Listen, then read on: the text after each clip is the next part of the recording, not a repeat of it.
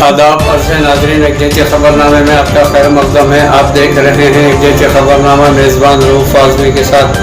अगर आप हमारे चैनल को सब्सक्राइब ना करें हो तो फौरी सब्सक्राइब कर लें। ताज़ा तरीन ख़बरों के लिए, ताज़ा तरीन तबसरों के लिए देखते रहें एक जैसे ख़बरनामा मेज़बान रऊफ़ आज़मी के साथ। बेबाक बेखौफ बेलाक आपकी आवाज़ एक जैसे ख़बरनामा। नाज़रीन, इस्लाम में क़ुरबानी की अहमियत, उसका मफ़हूम और उसकी मुख्तसर तारीख़। क़ुरबानी की इब्तिदा हलाल जानवर को बनियत तक़र्रुब ज़ेज करने की तारीख़ हज़रत आदम अलैहिस्सलाम के दो बेटों हाबिल व क़ाबिल की क़ुरबानी से शुरू हो जाती है। ये सबसे पहली क़ुरबानी थी। हक़ जल्ल ताला का इरशाद मुबारक है, उर्दू तर्जुमा है, और आप अहले किताब को आदम के दो बेटों का वाक़या सही तौर पर पढ़कर सुना दीजिए। जब उनमें से हर एक ने अल्लाह के लिए कुछ नियाज़ पेश की तो उनमें से एक की नियाज़ कबूल हो गई और दूसरे की कबूल नहीं की गई। अल्लामा इब्न कसीर रहमतुल्लाह अलैह ने इस आयत के तहत हज़रत इब्न अब्बास रज़ियल्लाहु ताला अन्हु से रिवायत नक़ल की है कि हाबिल ने मेंढे की क़ुरबानी की और क़ाबिल ने खेत की पैदावार और उसमें से कुछ गल्ला सदक़ा करके क़ुरबानी पेश की। इस ज़माने में दस्तूर के मुवाफ़िक़ आसमानी आग नाजिल होती और हाबिल के मेंढे को खा लिया और क़ाबिल की क़ुरबानी को छोड़ दिया। बहरहाल इससे मालूम हुआ कि क़ुरबानी का इबादत होना हज़रत आदम अलैहिस्सलाम के ज़माने से है और इसकी हकीकत तक़रीबन हर मिल्लत में रही है। अलबत्ता इसकी ख़ास शान और पहचान हज़रत इब्राहीम अलैहिस्सलाम व हज़रत इस्माईल अलैहिस्सलाम के वाक़या से हुई है और इसी की यादगार के तौर पर उम्मत मुहम्मदिया सल्लल्लाहु अलैहि वसल्लम पर क़ुरबानी को वाजिब करार दिया गया है। साहिब माल पर क़ुरबानी की हकीकत कुरान करीम के रोशनी में, कुरान करीम में तक़रीबन निस्फ़ दर्जन आयात मुबारका में क़ुरबानी की हकीकत, हिकमत और फ़जीलत बयान की गई है। नाज़रीन, सूरह हज में बयान किया गया है, तर्जुमा इस तरह है, और हमने तुम्हारे लिए क़ुरबानी के ऊँटों को इबादत इलाही की निशानी और यादगार मुक़र्रर किया है। इनमें तुम्हारे लिए और भी फ़ायदे हैं। बहरहाल सो तुम उनको क़ुरबान करते वक्त क़तार में खड़ा करके उन पर अल्लाह का नाम लिया करो और फिर जब वो अपने पहलू पर गिर पड़े तो इनके गोश्त में से तुम खुद भी खाओ पियो और गुरबा और मसाकीन को भी खिलाओ, ख्वाह वो सब्र से बैठने वाला हो या सवाल करता फिरता हो। नाज़रीन, इस्लाम में क़ुरबानी का फ़लसफ़ा कुरान करीम का तर्जुमा है। दूसरा ईद उल अज़हा वो दिन है कि जिसमें हज़रत इब्राहीम अलैहिस्सलाम ने अपने बेटे हज़रत इस्माईल अलैहिस्सलाम को ज़ेज का इरादा किया और अल्लाह ताला का उन पर इनाम हुआ कि हज़रत इस्माईल अलैहिस्सलाम के बदले अजीम दुम्बा जन्नती भेड़ा अता फरमाया गया। ये इसलिए कि इसमें मिल्लत इब्राहीम के अइम्मा के हालात की याद दहानी है। अल्लाह की इताअत में उनकी जान व माल को खर्च करने और इंतहाई दर्जे सब्र करने के वाक़े से लोगों को इबरत दिलाना मकसूद है। नाज़रीन, नेज़ इसमें हाजियों के साथ मुशाबहत है और इनकी अज़मत है और जिस काम में वह मशगूल हैं उसमें इनको रग़बत दिलाना है। यही वजह है कि तकबीरात तशरीक़ को मसनून किया गया है। क़ुरबानी की हकीकत मंदरज आला आयत व अहदीस की रोशनी में क़ुरबानी की हकीकत मालूम हुई। इसको मुख्तसर अल्फाज में बयान करना चाहें तो यूँ कहा जा सकता है, क़ुरबानी सुन्नत इब्राहीम की यादगार है। क़ुरबानी की एक सूरत यह है और एक रूह है। सूरत तो जानवर का ज़ेज करना है और इसकी हकीकत इसारे नफ्स का जज्बा पैदा करना है और तक़र्रुब इलाही है। असल में क़ुरबानी की हकीकत तो ये थी कि आशिक़ खुद अपनी जान को खुदा ताला के हुजूर पेश करता, मगर खुदा ताला की रग़बत देखने इनको ये गवारा ना हुआ। इसने हुक्म दिया कि तुम जानवर को ज़ेज करो, हम यही समझेगी कि तुमने खुद अपने आप को कुर्बान कर दिया। इस वाक़े زیج اسماعیل علیہ السلام سے معلوم ہوا کہ زیج کا اصل مقصد جان کو پیش کرنا ہے، چنانچہ اس سے انسان میں جان سپاری اور جان نثاری کا جذبہ پیدا ہوتا ہے اور یہی اس کی روح ہے۔ تو یہ روح صدقے سے کیسے حاصل ہوگی؟ کیونکہ قربانی کی روح تو جان دینا ہے اور صدقے کی روح مال دینا ہے۔ صدقے کے لیے کوئی دن مقرر نہیں ہے، مگر اس کے لیے ایک خاص دن مقرر کیا گیا ہے اور اس کا نام یہی یوم النحر اور یوم الاضحیٰ رکھا گیا ہے۔ ناظرین، عالم اسلام کو عید الاضحیٰ کے موقع پر عید کی پرخلوص مبارکباد پیش ہے۔ اللہ سے دعا ہے کہ اللہ اندرون ملک میں امن و سلامتی یکجہتی کو قائم رکھے اور بالخصوص سارے عالم میں امن قائم رکھے، اس وبا کا خاتمہ فرمائے، آمین ثم آمین۔ ناظرین، ایک مختصر سا جامع بیان حضرت مولانا خدیر حسامی صاحب کا ہے، جنہوں نے آج جامع مسجد نظام آباد میں عید الاضحیٰ کے خطبے سے قبل سنت ابراہیمی سے متعلق تفصیلی بیان فرمایا ہے۔ آپ کے لیے یکجہتی کی جانب سے ناظرین کے لیے پیش خدمت ہے۔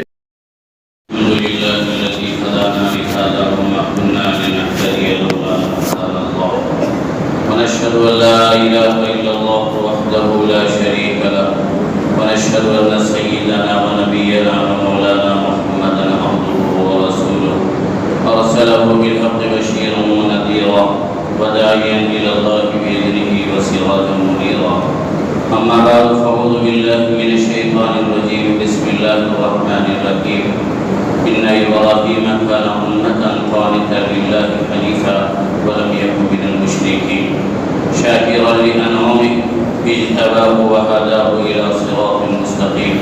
وآتيناه في الدنيا حسنة وإنه في الآخرة لمن الصالحين وقال تعالى ولقد أرسلنا إلى أمم من قبلك فأخذناهم بالبأساء والضراء لعلهم يتضرعون فلولا إذ جاءهم بأسنا تضرعوا ولكن قست قلوبهم وزين لهم الشيطان ما كانوا يعملون فلما نسوا ما ذكروا به فتحنا عليهم أبواب كل شيء حتى إذا فرحوا بما أوتوا أخذناهم بغتة فإذا هم مبلسون فقطع دابر القوم الذين ظلموا والحمد لله رب العالمين صدق الله العظيم قال النبي صلى الله عليه وسلم لا يؤمن أحدكم حتى أكون أحب إليه من والده وولده والناس أجمعين أو كما قال عليه الصلاة والسلام۔ بزرگان محترم، عزیزان گرامی، دوستوں، دینی بھائیوں، بقرعید کا موقع، عید الاضحیٰ کا موقع، یہ حضرت ابراہیم علیہ السلام کی ایک یادگار اور حضرت ابراہیم علیہ السلام کے اخلاص کا آپ جو پیکر تھے اس کا ایک نمونہ ہے، جو ہر سال ہمارے درمیان آتا ہے۔ یہ نمونہ اور کچھ پیغام دے کے جاتا ہے۔ اسلام میں جتنی چیزیں ہیں وہ چیزیں صرف روایتی انداز کی نہیں ہیں کہ اس کو بیان کر دیا جائے اور پھر اس کے موقع پر جو تقاضا ہے اسے پورا کر دیا جائے، ایسا اسلام میں نہیں ہے۔ اسلام میں جب کوئی حکم دیا جاتا ہے، جب کبھی کوئی کام اس کو دیا جاتا ہے تو اس کے پیچھے ایک بہت بڑا پیغام ہوتا ہے، ایک بہت بڑا میسیج ہوتا ہے۔ اس میسیج کو سمجھنا اصل میں ہماری اور آپ کی ذمہ داری ہے۔ اگر ایسا یہ واقعہ کیا ہوا حضرت ابراہیم علیہ السلام کا کہ آپ کے اس واقعے کا تذکرہ ہر سال ہوتا ہے اور آپ کی یاد ہر سال کی جاتی ہے، بلکہ حضور پاک صلی اللہ علیہ وسلم کو اس بات کا حکم دیا گیا کہ آپ ملت ابراہیمی کو اختیار کریں کہ حضرت ابراہیم علیہ السلام کا جو مزاج، جو منہج، اور آپ کی جو تعلیمات اور آپ کے جو جذبات اور آپ کے جو احساسات ہیں، ان احساسات کو ہمیشہ نہ صرف اپنے ذہن میں رکھیں بلکہ اپنی امت کو بھی اس کی تعلیم دیں۔ حالانکہ آپ دیکھیں گے حضرت ابراہیم علیہ السلام کو بھی نبوت ملی، حضرت آدم علیہ السلام سے لے کر حضرت عیسیٰ علیہ السلام تک جتنے انبیاء علیہ السلام آئے سب کو نبوت ملی۔ صدقہ ہے جناب محمد رسول اللہ صلی اللہ علیہ وسلم کا۔ کبھی کبھی کوئی کام ایسا انسانیت کر جاتی ہے، اللہ کا کوئی ایک نیک بندہ ایسا کام کر جاتا ہے اور پتہ نہیں اللہ پاک کس سے کون سا کام کس وقت میں لے لیں کہ وہ اس کی یادگار بن جاتی ہے اور پھر وہ اس کے لیے ایک بہت بڑا نمونہ بن جاتی ہے اور قیامت تک کے لیے وہ چیز جاری و ساری ہو جاتی ہے۔ حضرت ابراہیم علیہ السلام کو آپ دیکھیں گے تو آپ کے اس واقعے سے، قربانی کے واقعے سے ہمیشہ آپ حضرات سنتے رہتے ہیں۔ حضرت ابراہیم علیہ السلام کو حکم دیا گیا اپنے بیٹے کو ذبح کرنے کا، اور آپ نے حضرت اسماعیل علیہ السلام کو ذبح کرنے کا ارادہ بھی فرما لیا، ذبح بھی کیا، عمل بھی ہو گیا۔ لیکن اس کے بعد حضرت ابراہیم علیہ السلام کی قربانی کو اللہ پاک نے قبول بھی فرمایا، اور دوسری طرف حضرت اسماعیل علیہ السلام کو اللہ پاک نے ذبح ہونے سے محفوظ بھی فرمایا۔ اصل میں اس میں لاجک کیا ہے، اس میں میسج کیا ہے بندوں کو حضرت ابراہیم علیہ السلام سے مربوط کرنے کا، یہ سمجھنے کی ضرورت ہے۔ دیکھیے حضرت ابراہیم علیہ السلام نے ایک بہت بڑا پیغام دیا ہے امت کو اور ساری انسانیت کو اور قیامت تک آنے والے انسانوں کو ایک بہت بڑا پیغام دیا ہے ایک عمل کے ذریعے سے۔ قربانی ایک عمل ہے،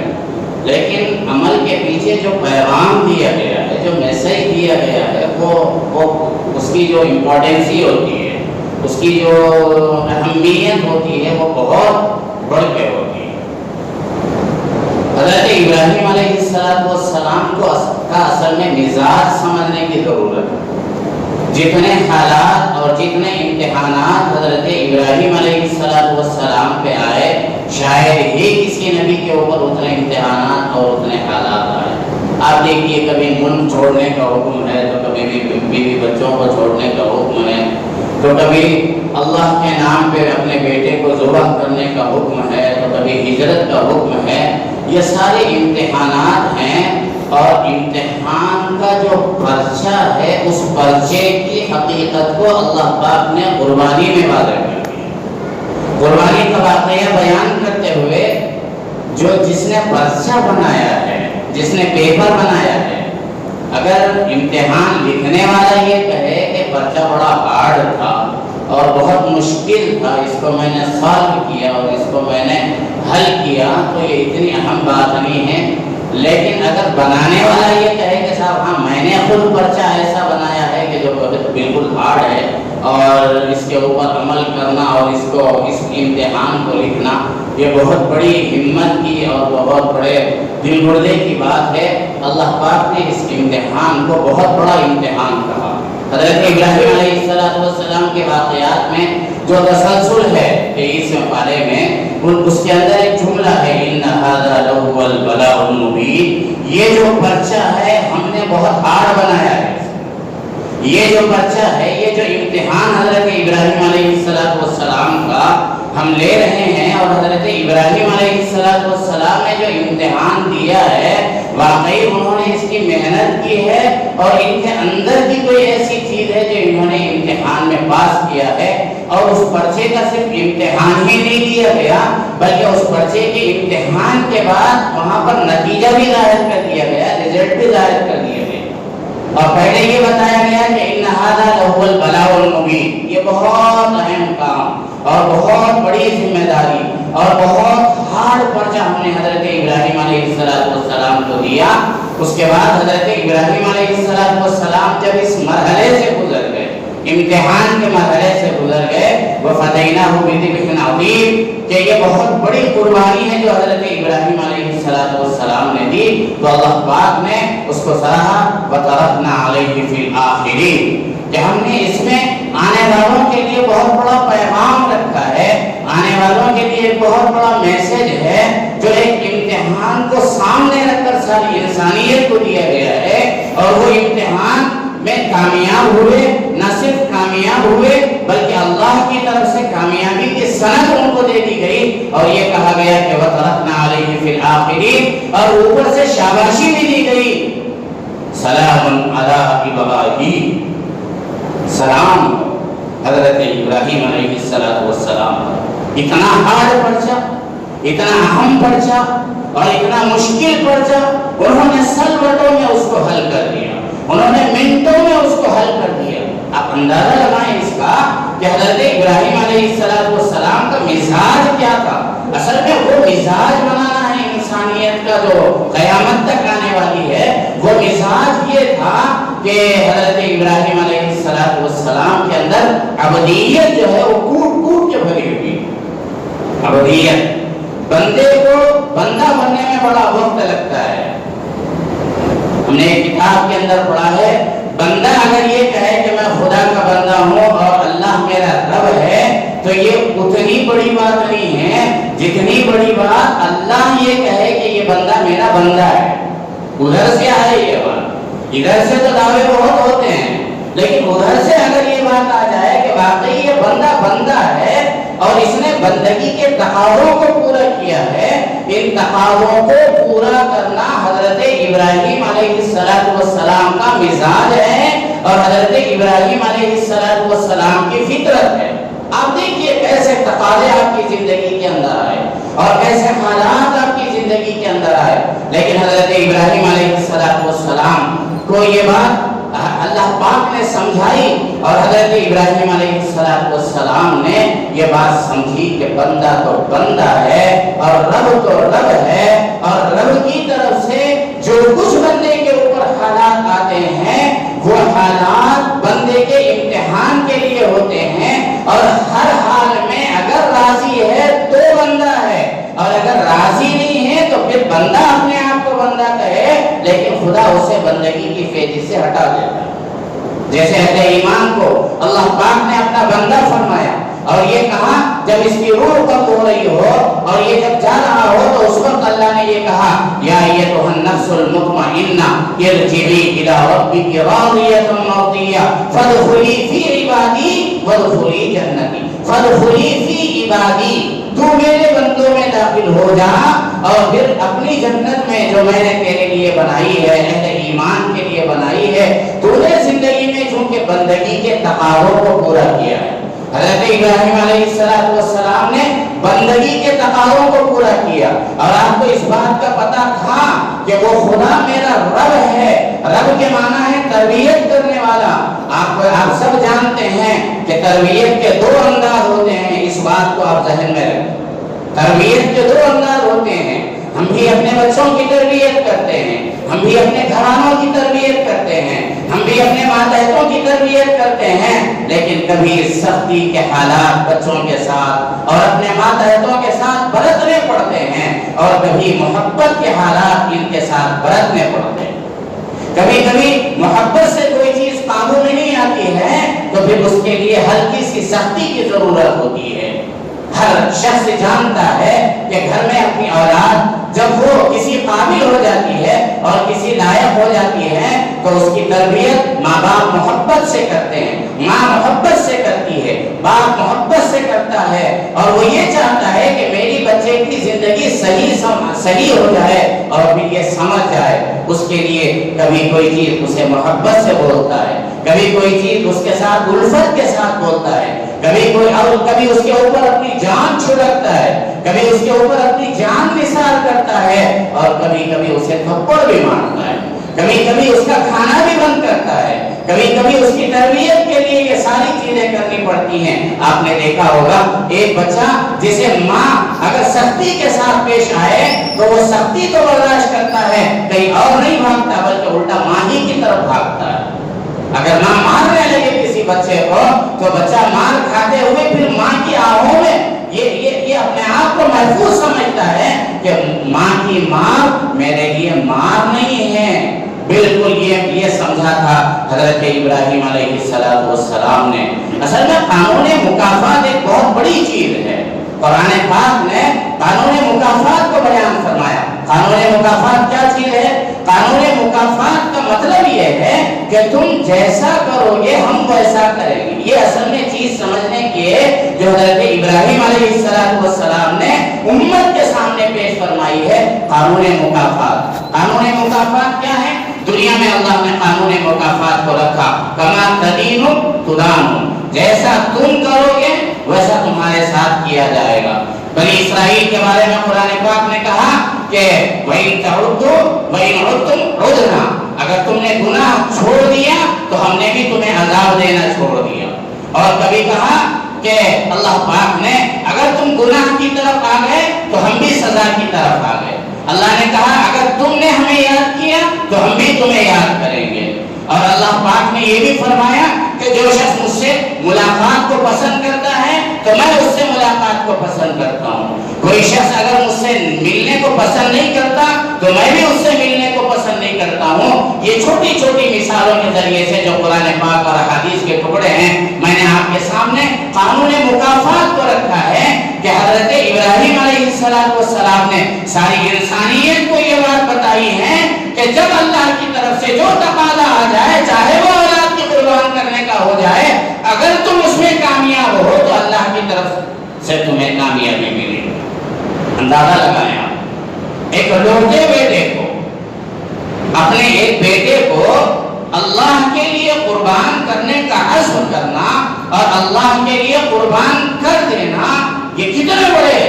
دل گردے کی بات ہے. اللہ اکبر. اور پھر وہ بھی وہ اولاد جو کافی منتوں کے بعد اور کافی اقتدار کے بعد آپ کے گود میں آئی تھی. اس اولاد کے بارے میں حضرت ابراہیم علیہ السلام نے بلا جھوم و چرا اور بغیر کسی تردد کے اور بغیر کسی شک کے حضرت ابراہیم علیہ السلام نے قربانی کے لیے اپنے آپ کو تیار کیا. اور جب بیٹے سے پوچھا کہ بیٹے کیا رائے ہے آپ کی؟ یا ابت افعل ما تؤمر ستجدنی انشاءاللہ من الصابرین. بیٹے نے کہا ابا جان آپ کو حکم دیا گیا ہے خواب کے ذریعے سے حکم دیا گیا ہے لیکن آپ تو منشأ خداوندی کو سمجھنے والے ہیں. آپ تو عبدیت کے اندر ڈوبے ہوئے ہیں. آپ نے تو زندگی کا ہر پیغام انسانیت کو یہ دیا ہے کہ تم جیسا کرو گے وہ تمہارے ساتھ ویسا کرے گا. ایک بہت بڑا میسج حضرت ابراہیم علیہ السلام نے امت کو دیا اور وہ میسج حضرت ابراہیم علیہ السلام کے فرزند حضرت اسماعیل علیہ السلام سمجھ گئے تھے. اور وہ میسج کے جواب میں انہوں نے کہا کہ نہیں ابا جان آپ کو اس وقت میں مجھ سے پوچھنے کی ضرورت نہیں آپ کو تو عمل کرنے کی ضرورت ہے. میرے دوستوں اور بزرگوں جب یہ انسان اللہ کے تقاضوں کو پورا کرتا ہے یاد رکھیے صرف زبانی تقاضے نہیں ہم آج صرف زبانی تقاضوں کے عادی ہو گئے ہیں اور حضرت ابراہیم علیہ السلام حقیقی تقاضوں کو پیش کرنے والے تھے. اگر آج ہمیں یہ حکم دیا جاتا کہ اپنی اولاد کو قربان کر دو آج ہمیں یہ حکم دیا جاتا کہ اپنا مال قربان کر دو اگر آج ہمیں یہ حکم دیا جاتا کہ اپنی ساری پونجی اللہ کے لیے لٹا دو تو ہم کسی مفتی کے پاس جاتے ہیں ہم کسی عالم کے پاس جاتے ہیں کہ صاحب کہیں کوئی گنجائش تو نہیں ہے ہم اللہ کے اس حکم کے اندر. میرے دوستوں اور بزرگوں اللہ کے تقاضے ہمارے سامنے بھی ہیں اور اللہ کے تقاضے حضرت ابراہیم علیہ السلام کے سامنے بھی تھے. اللہ کے تقاضوں کو حضرت ابراہیم علیہ السلام نے اللہ کا تقاضا سمجھتے ہوئے پورا کیا ہے. چاہے کہ وہ بیٹے کی قربانی ہو چاہے کہ وہ اپنی بیوی کو لب بدق میدان کے اندر چھوڑ دینا ہو چاہے کہ وہ اپنے چھوٹے اور معصوم بچے کو وہاں ایسی جگہ پر جسے قرآن نے غیر ذی زرع کا علاقہ کہا ہے اس علاقے کے اندر نہ پانی ہے نہ کھانا ہے نہ وہاں کوئی آدمزاد ہے نہ کوئی انسان ہے نہ کوئی حیوان ہے کچھ نہیں ہے بس یہ تنہا ہے. حضرت ابراہیم علیہ السلام چھوڑ کے نکل رہے ہیں بتا رہے ہیں کہ جب کبھی اللہ کی طرف سے کوئی تقاضا تمہارے سامنے آ جائے تو اس تقاضے کو پورا کرنا اصل میں عبودیت ہے اور اس تقاضے کو پورا کرنا اصل میں ایمان ہے. اور جب یہ ایمان مکمل ہوتا ہے اور جب یہ تقاضا مکمل ہوتا ہے تو یہ انسان اللہ کا محبوب بندہ بن جاتا ہے، اور اللہ کے لیے جب یہ تقاضا کرتا ہے، اللہ کے لیے جب یہ تقاضا پیش کرتا ہے اور اس تقاضے کے اوپر عمل کرتا ہے تو اللہ پاک اصل میں وہ عمل اس سے کروانا نہیں چاہتے بلکہ اس کی نیت کو دیکھنا چاہتے ہیں، اس کے اندر کو دیکھنا چاہتے ہیں، اس کے جذبات کو دیکھنا چاہتے ہیں، اس کے احساسات کو دیکھنا چاہتے ہیں۔ اسی وجہ سے اللہ نے اعلان فرمایا ان ابراہیم کان امۃ قانتا للہ حنیفا، یہ وہ جذبات تھے حضرت ابراہیم علیہ السلام کے۔ حضرت ابراہیم علیہ السلام فرد واحد نہیں تھے، وہ اپنی ذات کے اندر ایک انجمن تھے، وہ اپنی ذات کے اندر ایک امت تھے۔ قرآن نے حضرت ابراہیم 1% کے لیے جو لفظ استعمال کیا ہے وہ لفظ امت کا استعمال کیا ہے۔ ان ابراہیم کان امۃ، کہ حضرت ابراہیم اپنی جگہ پر امت تھے، حضرت ابراہیم اپنی جگہ پر ایک بہت بڑا مجمع تھے، حضرت ابراہیم اپنی جگہ پر ایک بہت بڑا کئی لوگوں کا مجموعہ تھے۔ شاید اللہ پاک کو اس دور کی اللہ پاک نے اس دور کو بھانپ لیا، اور اللہ پاک تو حقیقت میں بھانپتے ہی ہیں۔ اللہ کو اندازہ تھا اس بات کا کہ ایک دور وہ آئے گا جہاں انسان نفس نفسی کے عالم میں ہوگا۔ ان کے لیے یہ سبق دیا جائے کہ اگر تمہیں زندگی گزارنی ہے تو حضرت ابراہیم علیہ السلام کے جیسی زندگی گزارو۔ میرے دوستوں اور بزرگوں، اگر ان تقاضوں کو اگر پورا کیا جاتا ہے تو پھر اللہ پاک کی طرف سے بندے کے لیے آزمائش نہیں رہتی۔ حالانکہ اللہ پاک نے آزمائش کے کئی طریقے بتائے۔ میں نے خطبے کے اندر ایک آیت شریفہ پڑھی ہے، اس آیت شریفہ میں بھی یہ ہے وَلَقَدْ أَرْسَلْنَا إِلَىٰ أُمَمٍ مِّن قَبْلِكَ فَأَخَذْنَاهُمْ بِالْبَأْسَاءِ وَالضَّرَّاءِ لَعَلَّهُمْ يَتَضَرَّعُونَ، کہ ہم لوگوں کے اوپر حالات لاتے ہیں، ہم لوگوں کے سامنے اپنے تقاضے رکھتے ہیں، ہم لوگوں کے سامنے اپنے احکامات رکھتے ہیں، اور لوگوں کے ہم حالات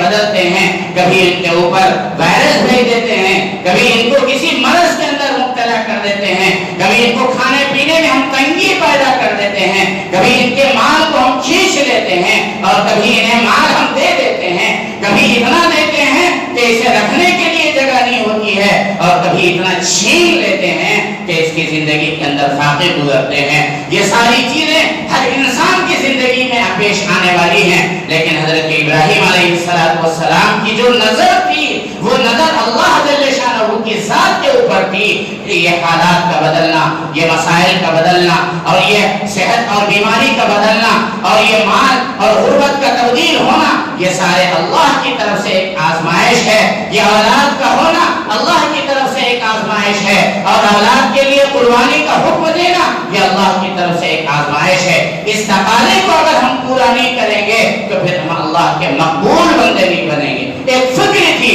حضرت ابراہیم علیہ السلام کی کہ میں اللہ کا مقبول ترین بندہ بن جاؤں، اللہ نے ان کو قبولیت سے نوازا ہے۔ جب انسان دل کے اخلاص کے ساتھ کوئی عمل کرتا ہے اللہ پاک اسے قبول ہی فرما لیتے ہیں، اور اسے قیامت تک کے لیے جاری و ساری فرماتے ہیں۔ ایک مرتبہ حضرت حسنین بیمار ہو گئے، حضرت ان کے والدہ محترمہ بڑی پریشان ہوئی، والد محترم بڑے پریشان ہوئے کہ دونوں بچے بیمار ہو گئے، چلو کیا کیا جائے، اس کی دوا دارو کی جائے اور اس کا علاج و معالجہ کیا جائے، لیکن اس سے پہلے اس ذات کی طرف اپنا رخ کیا جائے جس ذات کے ہاتھ میں بیماری اور صحت ہے، اور جس ذات کے ہاتھ میں حالات کی نبض ہے، اور جس ذات کے بارے میں حالات کا اتار چڑھاؤ ہے، اور جس ذات کے ہاتھ میں حالات کی باغدور ہے، اس ذات کی طرف رجوع کیا جائے۔ چنانچہ حضرت علی کرم اللہ وجہہ اور حضرت فاطمہ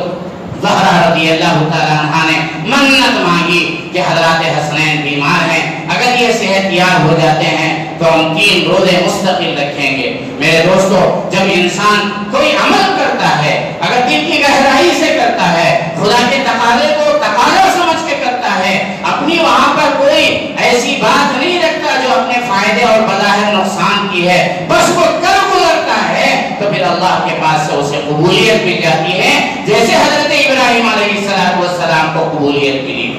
انہوں نے منت مانگی کہ ہم 3 روزے رہیں گے، یہ اچھے ہو گئے۔ حضرت حسنین رضی اللہ تعالیٰ عنہما روزہ رکھا آپ لوگوں نے۔ افطار کے وقت میں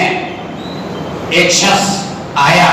ایک مسکین آیا، ایک فقیر آیا، اس نے کہا کہ اللہ کے نام پہ کچھ دے دیجئے۔ یہ ساری اپنے گھر کا کھانا پینا اس اللہ کے بندے کو انہوں نے دے دیا اور پانی کے اوپر انہوں نے افطار کیا۔ اور پھر ہمارے افطار کی طرح نہیں کہ صاحب روزہ کھول دیا تو بس پورا زندگی یعنی پورے دن بھر کی ہم مکافات کر رہے ہیں اور دن بھر کے جو ہے جو چیزیں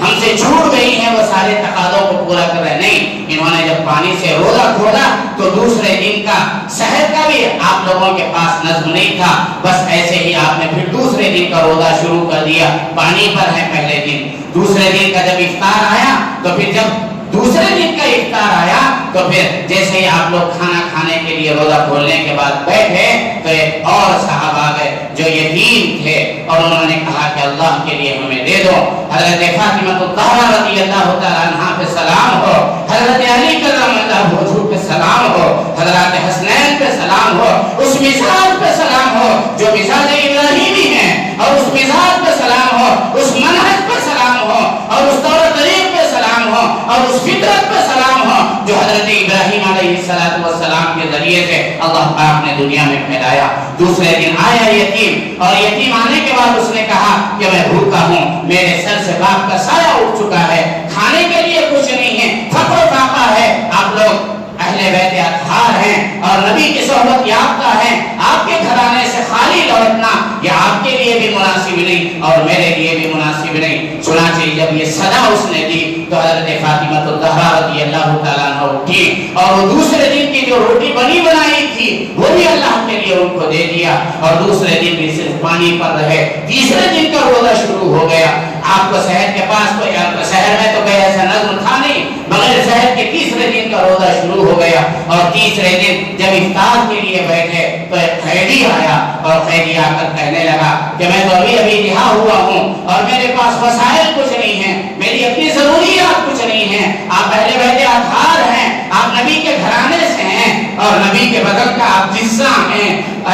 حضرت فاطمہ اللہ کے لیے کچھ آپ دے دیجئے۔ تیسرے دن کا موقع ہے اور حضرت فاطمہ الزہرا رضی اللہ تعالیٰ عنہا نے جو روٹی اپنے لیے بنائی تھی، 3 دن کا مستقل روزہ چل رہا ہے، رات کا روزہ ہے، دن کا روزہ ہے، صرف پانی کے اوپر گزارا ہے، بچے جاں بلغ ہیں، حضرت حسنین بے چین ہیں، حضرت علی کرم اللہ وجہہ ہیں، گھر کے اندر یہ سارا منظر ہے اور فقر و فاقہ کا ہے۔ تیسرے دن جب آئے تو تیسرے دن بھی انہوں نے اٹھا کر دے دیا، وہ فقیر ابھی 2 قدم تک گیا نہیں تھا۔ اللہ پاک نے حضرت سیدنا محمد رسول اللہ صلی اللہ علیہ وسلم پر وحی نازل فرمائی، وَيُطْعِمُونَ الطَّعَامَ عَلَى حُبِّهِ مِسْكِينًا وَيَتِيمًا وَأَسِيرًا إِنَّمَا نُطْعِمُكُمْ لِوَجْهِ اللَّهِ لَا نُرِيدُ مِنكُمْ جَزَاءً وَلَا شُكُورًا إِنَّا نَخَافُ مِن رَّبِّنَا يَوْمًا عَبُوسًا قَمْطَرِيرًا فَوَقَاهُمُ اللَّهُ شَرَّ ذَلِكَ الْيَوْمِ وَلَقَّاهُمْ نَضْرَةً وَسُرُورًا۔ دیکھنا ہو تو دنیا والے دیکھیں قربانی کیسی دی جا رہی ہے، دیکھنے والے دیکھیں کہ حضرت ابراہیم علیہ السلام نے جو ایک ڈگر قائم کر دی تھی، جو ایک راستہ بنا دیا تھا اللہ کے لیے اپنی ہر چیز کو قربان کرنے کا، دیکھنے والے آ کر دیکھیں 3 دن ہو گئے اور 3 دن میں ایک لقمہ ان کے پیٹ کے اندر نہیں گیا۔ حضرت ابراہیم علیہ السلام کی یہ سنت منتقل ہوتی ہوئی حضور پاک صلی اللہ علیہ وسلم کے دور میں بھی اثر انداز ہو رہی ہے اور اس کو جنا بخشی جناب محمد رسول اللہ صلی اللہ علیہ وسلم کی سیرت پاک نے، اللہ پاک نے ان کی تعریف فرمائی اور یہ فرمایا کہ دیکھو ایسے قسم و کرسی میں بھی یہ لوگ دیتے ہیں اور کھانا کھلاتے ہیں۔ کس کو دیتے ہیں؟ وَيُطْعِمُونَ الطَّعَامَ عَلَى حُبِّهِ مِسْكِينًا، پہلے دن میں مسکین کو دیا تھا تو یہ دیتے ہیں مسکینوں کو۔ وَيُطْعِمُونَ الطَّعَامَ عَلَى حُبِّهِ مِسْكِينًا وَيَتِيمًا، دوسرے دن یتیم کو دیا انہوں نے، اور تیسرے دن وَأَسِيرًا، یہ قیدی کو دیا ہے۔ ان کی یہ ادا ہمیں پسند آئی ہے، ہم نے ان کا تذکرہ قرآن پاک میں کیا ہے تاکہ یہ تذکرہ قیامت تک انسانیت پڑھتے رہے اور یہ دیکھتی رہے کہ اللہ کے لیے قربانی دینے کا انجام کیا ہوتا ہے، اللہ کے لیے قربانی دینے کا اور اپنی ساری چیزوں کو اللہ کے لیے قربان کرنے سے انسان کو کیسی مقبولیت ملتی ہے۔ اللہ پاک نے حضرت ابراہیم علیہ السلام کو جو مقبولیت عطا فرمائی تھی وہ مزاج اصل میں سمجھنے کی ضرورت ہے میرے دوستو۔ قربانی تو ایک عنوان ہے، جانور کو ذبح کرنا تو ایک عنوان ہے، لیکن اس مزاج کو اصل میں لینا ہے کہ جب اللہ کے حکم کا جب آ جائے ہمارے سامنے اس حکم کو چاہے اس کے خلاف ہمارے دل پر آرے چلتے ہوں، چاہے ہمارا اس میں بظاہر مال کم ہوتا ہوا نظر آ رہا ہو، چاہے اس میں ہمیں کافی محنت اور مشقت دیکھنی پڑتی ہو، لیکن اس کے باوجود چونکہ ہمیں بندہ بننا ہے اور ہمیں اللہ کا مقبول ترین بندہ بننا ہے، اس وجہ سے ان تقاضوں کو پورا کرنا یہ میسج ہے، یہ پیغام ہے حضرت ابراہیم علیہ السلام کی زندگی کا۔ اللہ پاک ہمیں یہ میسج قبول کرنے کی توفیق نصیب فرمائے، اس میسج کو اپنی زندگی بھر لے کے چلنے کی، اپنی نسلوں میں منتقل کرنے کی، اور خود کو اور اپنی نسلوں کو اللہ کا مقبول ترین بندہ بنانے کی یہ ایک محنت ہے، یہ ایک راستہ ہے، یہ ایک ڈگر ہے، یہ ایک راہ ہے، یہ گلی گلیاں ہیں۔ ان راستوں پر اگر ہم چلیں گے تو پھر ہماری زندگی کامیاب ہے، اور اگر اس سے ہٹیں گے تو پھر ہماری زندگی ناکام ہے۔ جو انسان اللہ کا مقبول ہوتا ہے اس کے لیے اللہ کی طرف سے اعلان ہے، یا ایتھا النفس المطمئنہ ارجعی الی ربک راضیۃ مرضیہ۔ اور جو انسان ہم سے مطمئن نہیں، ہماری طرف سے جو حالات اس کے اوپر آ رہے ہیں، اگر اس سے یہ مطمئن نہیں ہے تو پھر اس کی روح کو بھی ہم آسمان کے اوپر نہیں لے جاتے۔ حدیث شریف میں آتا ہے کہ بے ایمان کی روح کو اللہ پاک جب لے جایا جاتا ہے تو اللہ پاک آسمان کے دروازے بند کر دیتے ہیں اور اس کی روح کو اسی دنیا کے اندر پھینک دیتے ہیں کہ تم دنیا جہنم میں تھے، اسی جہنم میں رہو، آسمان کے نیچے جتنا ہے وہ سارا جہنم ہے، جہنم میں ہے۔ ایک کتاب میں نے پڑھی، اس کے اندر یہ بات ہے، آسمان کے جتنے نیچے کا جو ماحول ہے وہ سارا جہنم ہے، آسمان کے اوپر کا جو ماحول ہے وہ سارا جنت ہے۔ اس وجہ سے بے ایمان کی روح کو جنت کے رینج میں نہیں لے جایا جاتا، اس کی روح کو یہیں پر پھینک دیا جاتا ہے۔ اور جو اہل ایمان کی روح ہوتی ہے اور جو اللہ کے تقاضوں کو پورا کرتے ہیں، ان کی روح جب جاتی ہے تو پہلے آسمان پہ